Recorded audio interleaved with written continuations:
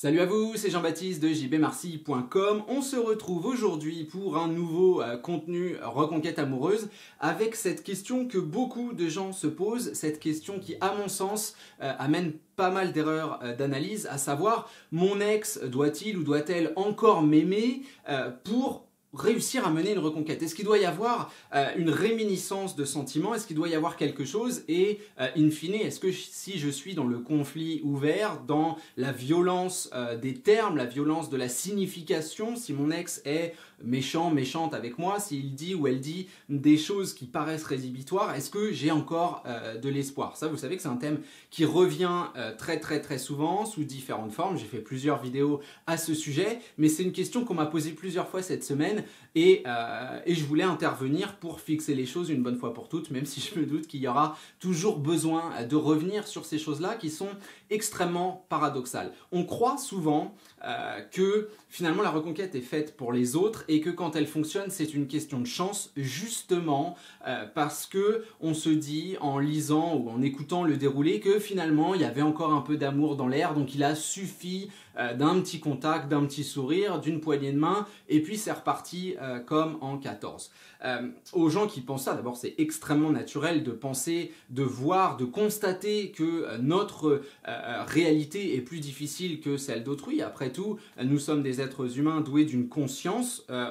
C'est vous qui ressentez cette douleur, vous connaissez votre ex, vous connaissez votre histoire, vous connaissez les difficultés, c'est vous qui en faites l'expérience jour après jour, donc bien évidemment, vous ne pouvez pas saisir, et puis un, ça ne vous intéresse pas, puis deux, c'est impossible, la portée des difficultés d'autres personnes. C'est extrêmement difficile quand on est dans la douleur d'accepter que la douleur d'autrui soit tout aussi forte. On l'entend, mais à ressentir, c'est beaucoup plus difficile. Ne vous inquiétez pas, c'est complètement humain, c'est totalement normal. C'est aussi ce qui fait de nous qui nous sommes et c'est cela qui nous pousse, comme je vous le disais, dans ce manque d'objectivité. Le constat d'impossibilité qui est prôné aussi un petit peu partout, je veux dire, on entend beaucoup d'idées qui vous disent voilà, l'histoire est finie, c'est terminé. Alors je suis d'accord sur le principe qu'une fois qu'il y a une rupture, cette histoire-là est terminée, mais pas sur le fait qu'on ne puisse pas créer quelque chose avec son ex. Bien évidemment que dans de très nombreuses situations qui se terminent par une reconquête amoureuse, il y a eu, même dans toutes, j'ai envie de dire, il y a eu ce passage où on se dit c'est complètement impossible, de toute façon il ou elle m'a dit ça, de toute façon il ou elle est en couple, de toute façon il ou elle a déménagé au bout du monde, etc. etc. Je vous dis ça parce que cette semaine j'ai eu 3 cas de résolution avec justement des passages, des moments extrêmement éprouvants, extrêmement difficiles où on se disait je patauge dans le petit bain et il n'y a vraiment rien qui va dans mon sens, je n'y arriverai pas, c'est strictement impossible. Et puis finalement il se passe toujours quelque chose dans une reconquête amoureuse, on a réussi à avancer. Moi j'aimerais vous pousser à réfléchir sur ce qu'est une rupture amoureuse. Je le fais souvent, mais c'est important de revenir un petit peu au basique, un petit peu au terrain de départ de notre travail, de nous dire que la logique d'une rupture amoureuse, même si ça se fait dans de bons termes, ce qui arrive, mais la logique d'une rupture amoureuse, ça reste quand même le conflit, ça reste quand même deux affirmations personnelles qui ne vont pas dans le même sens, ça reste une personne qui prend une décision forte, vous savez, le pacte, tout ça que je répète extrêmement souvent, mais c'est pas juste des mots, c'est quelque chose de réel, c'est quelque chose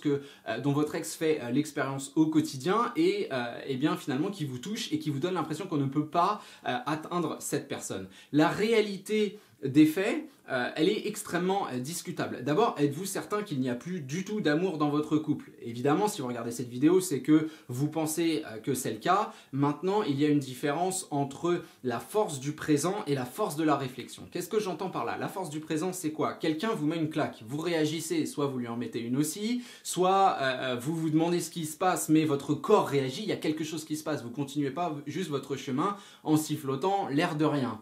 Ça, c'est clair, vous avez une réaction extrêmement instinctive. Quand il se passe quelque chose, vous réagissez. C'est ce qui se passe avec votre ex, vous posez des questions, on réagit en vous disant mais tu m'énerves, ce n'est plus possible, etc. Là je prends un cas, enfin un petit d'aléas de la rupture, de la reconquête, il y en a des milliers d'autres différents, mais on a cette réaction, on a pris une décision, on se veut de l'assumer et on va pas vous dire « Ah, tu sais, finalement, en dessous de tout ça, si on gratte bien, il reste un petit peu d'amour, mais j'ai pas forcément envie que tu le saches parce que… » Enfin, c'est un discours qui n'aurait absolument aucun sens, donc qu'on ne va pas partager. Et si, même si, j'ai envie de dire, ce n'est pas le cas, il n'y a pas forcément de quoi s'inquiéter. La réalité des faits est que l'humain est en perpétuelle évolution. Le sentiment est en perpétuelle évolution. Ça prend quand même un sacré paquet d'énergie de détester quelqu'un, de se lever le matin et de se dire « je vais lui faire la peau, je veux plus jamais de contact, etc. etc., etc., etc. » Il y a une réalité, il y a une décision qui est prise encore une fois, qui mène à certaines conséquences, on vous a peut-être bloqué, etc., etc., etc. Mais ça ne signifie pas que la personne se lève le matin le couteau entre les dents en se disant vraiment si elle m'envoie un texto, je vais passer à travers le téléphone et je vais la couper en morceaux. Ça c'est un petit peu ce que vous vous dites, la réalité des faits est bien différente. Votre ex le matin se lève, prend son petit déjeuner, fait tout ce qu'il ou elle a à faire, affronte un quotidien dont vous ne savez plus grand chose finalement, fait des expériences dont vous ne savez absolument rien, s'enrichit intellectuellement, psychologiquement, émotionnellement, physiquement, de tout ce qui peut le ou la nourrir et effectivement évolue. Là-dedans, il y a cette place pour vous aussi, votre évolution et pour un changement sentimental. Ça ne veut pas dire que votre ex va se mettre à vous adorer du jour au lendemain, va prendre son téléphone et dire hey, « tu sais quoi, ça fait 10 ans que je t'ai pas donné de nouvelles mais je t'aime, remettons-nous ensemble ». Bien sûr que non. Ça veut dire simplement qu'avec une communication maîtrisée, vous pourrez recréer quelque chose et sans doute échanger avec cette personne. Vous pourrez recréer une dynamique extrêmement intéressante.